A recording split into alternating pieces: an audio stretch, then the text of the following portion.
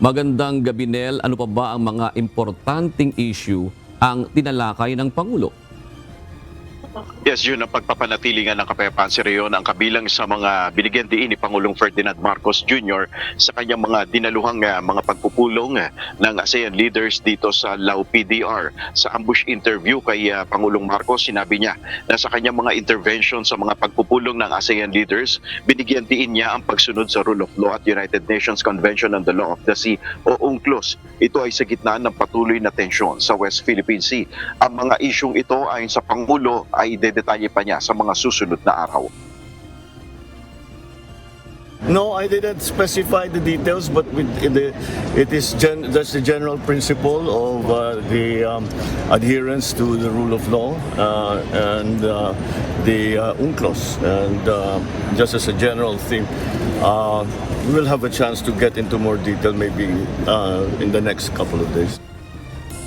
Kabilang sa mga dinaluhan ng napulong ni Pangulong Marcos ay ang plenary session ng ASEAN retreat session at ang pagharap ng leaders sa ASEAN Interparliamentary Assembly o AIPA. Bukod kay Pangulong Marcos, kabilang sa mga pumunta dito sa Lao PDR ay sina Brunei Darussalam Sultan Hassan al-Bolkiah, Malaysia na Prime Minister Anwar bin Ibrahim, Singapore Prime Minister Lawrence Wong, Thailand Prime Minister Petong Tan Shinawat, Vietnam Prime Minister Pham Minh Chinh, Cambodian Prime Minister Hun Manet at ang Vice President ng Indonesia.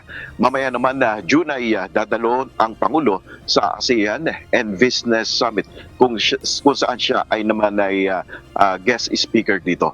At magbibigay tayo ng iba pang mga detalye kaugnay nga dito sa dadaluhan niyang mga engagement pa mamaya dito sa ASEAN Summit dito sa Lao PDR. June. Nel, may nabanggit ba ang Pangulo sa nangyaring pangaharas na naman ng China kamakailan sa mga barko ng BIFAR? Wala pang nababanggit ang Pangulo ukol dyan at hindi niya nabanggit itong mga issue na ito dito sa interventions. Sinabi nga ng Pangulo na wala siyang particular pang mga tinutukoy dito sa mga insidente o recent development dito sa West Philippine Sea. So ang kanyang mga panawagan lang dito sa mga interventions na sinabi ng Pangulo base doon sa ambush interview ay dapat ang lahat ay sumunod doon sa international law. June.